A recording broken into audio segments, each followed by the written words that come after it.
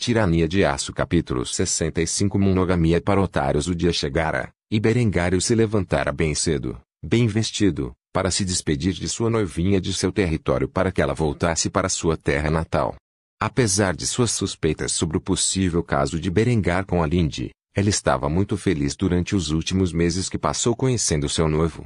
Depois de um sério exame de consciência nos últimos dias, ela concluiu que, mesmo que Berengar tivesse secretamente tomado Linde como amante, ela ainda se casaria com ele.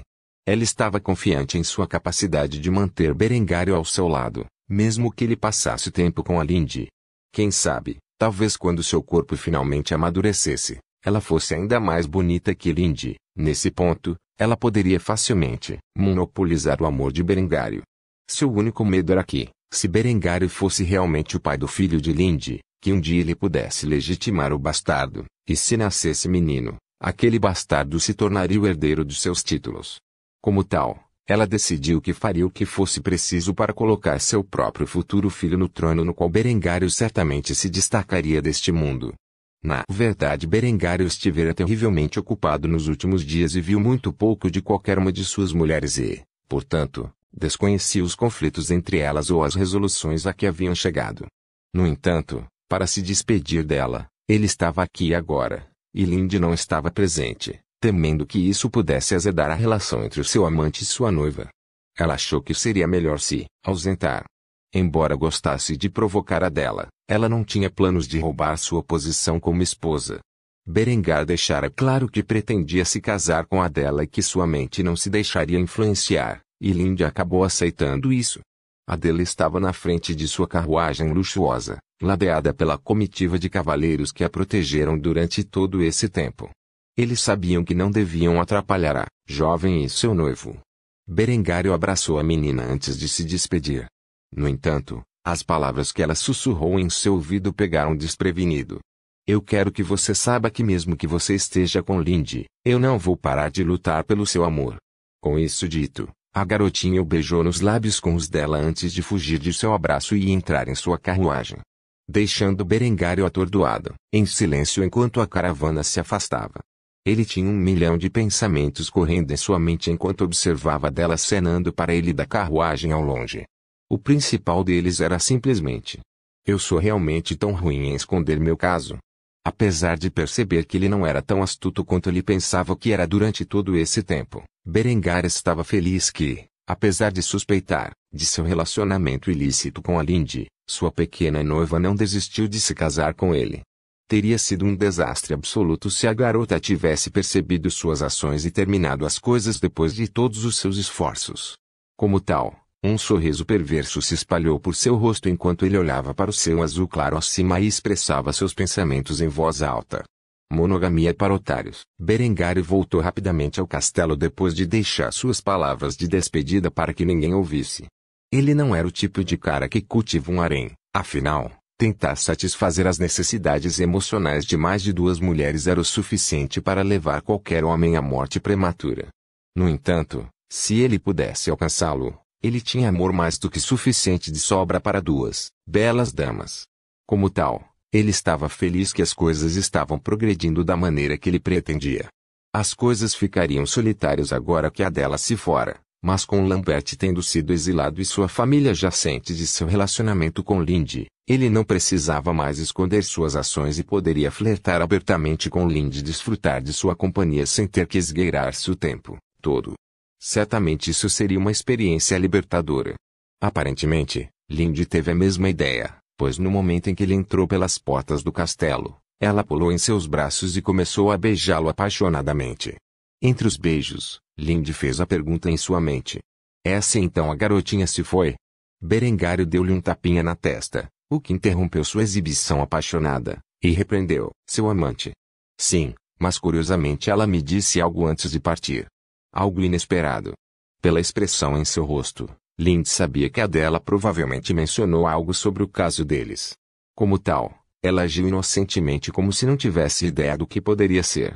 Assim, Berengário repetiu o que a dela lhe dissera antes de estreitar os olhos e interrogar a jovem bela. Então me diga, o que exatamente você disse a dela sobre nós? Linde foi apanhada desprevenida e corou ligeiramente enquanto tentava esconder de Berengário o seu embaraço. Finalmente, ela tinha sido pega. Depois de ser encurralada assim, ela não teve opção a não ser confessar. Eu posso ter dito algo como eu cuidaria bem do seu noivo enquanto você estivesse fora. Berengar olhou para Linde com uma expressão tirânica antes de falar as palavras em sua mente. Você sabe o que isso significa, certo? Linde assentiu, embora tentasse esconder. Tinha nos olhos uma expressão excitada que dizia a Berengário que fizera isso deliberadamente para ser punida por ele.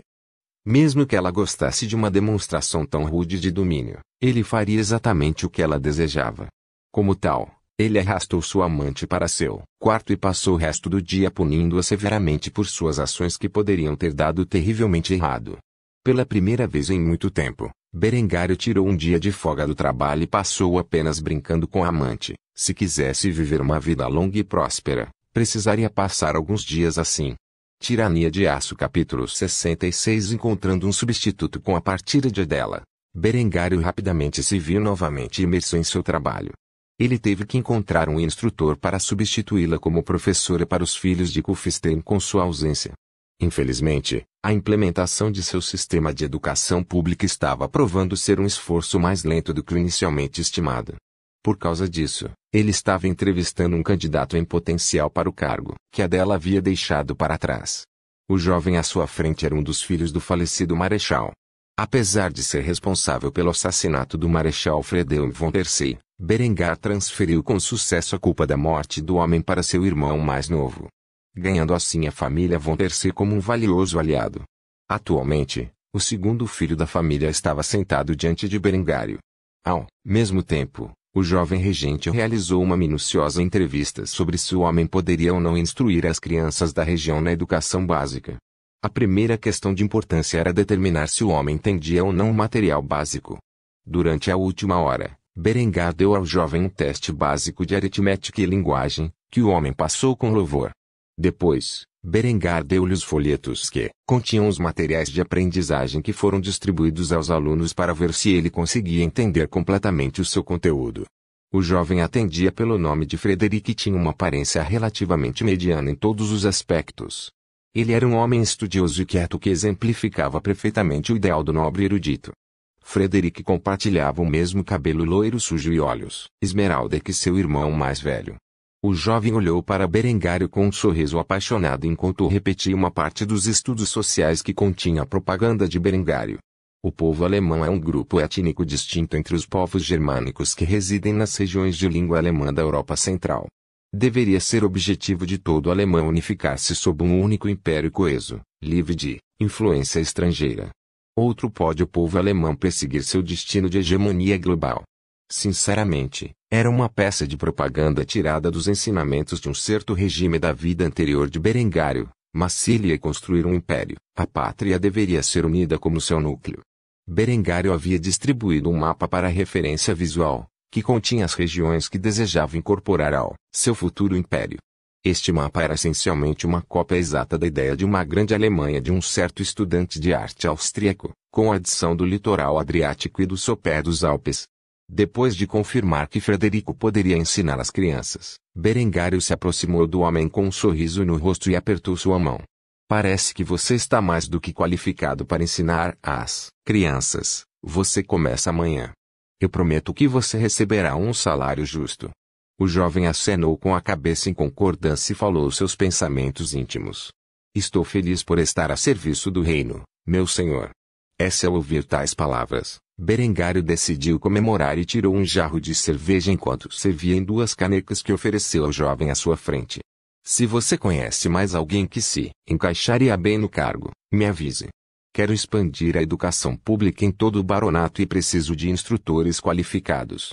Frederico sorriu para Berengário e tirou uma lista de nomes com os quais tinha vindo preparado para este mesmo assunto e entregou ao jovem lord.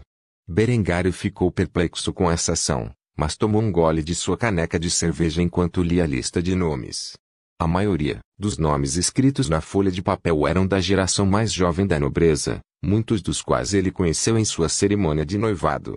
Frederico sorriu ao compartilhar seus pensamentos com Berengário. Muitos dos filhos da nobreza dentro do reino são totalmente educados e são inspirados por suas ações. Eles querem apoiá-lo de qualquer maneira que puderem, e já que estão ociosos em suas casas, desperdiçando suas vidas, imaginei que poderia convencer alguns deles a assumir o ensino como forma de conter o tédio e ser produtivo. O sorriso de Berengário se alargou quando ele apertou o ombro de Frederico e agradeceu ao homem por fazer tal lista. Você não tem ideia do quanto essa lista é importante para mim. Passei por um período desafiador tentando convencer as pessoas a assumir o cargo de professor. Com esta lista e sua ajuda, posso agilizar muito o processo. Frederico sorriu enquanto se deleitava com os elogios do jovem Lorde. Agora que Lambert foi removido, aqueles anteriormente alinhados contra Berengário estavam vivendo com medo de sua retribuição ou tentando enganá-lo. Sendo da família de um dos partidários de Berengário, Frederico recebeu benefícios substanciais devido ao serviço de seu irmão mais velho. Para começar, ele recebeu prioridade no campo em que desejava trabalhar. Como um jovem estudioso, Frederico estava mais do que disposto a ensinar seus conhecimentos às crianças e aprofundar seus próprios estudos com os materiais fornecidos por Berengário. Os dois homens continuaram a beber e a conversar durante algum tempo sobre os planos de Berengário para a educação do reino. No entanto, Berengário deixou de fora suas aspirações imperiais. Era evidente pelo mapa que ele havia desenhado e pela propaganda em seu currículo de estudos sociais que ele desejava ser imperador. Conhecendo todas as inovações revolucionárias que Berengário havia inventado e seu caráter benevolente, Frederico não pôde deixar de apoiar o jovem regente em sua busca pelo poder. Frederico não tinha como saber no momento. Ainda assim, um dia, ele se tornaria o ministro da educação do grande império de Berengário. E foi nesse momento que Berengário ganhou outro leal e competente partidário. Juntos, os dois homens realizariam grandes coisas no caminho para o poder. Berengário passou o restante de seu tempo conversando com Frederico e construindo uma amizade valiosa. No entanto, não demoraria muito para que seu dever o chamasse e ele fosse forçado a voltar ao trabalho. Para um tirano nunca há um momento de descanso em sua vida agitada. Tirania de Aço Capítulo 67 Conflito de fronteira. Engbert estava atualmente supervisionando o transporte de um carregamento de aço e têxteis para o conde de Steiermark, que residia na cidade de Graz.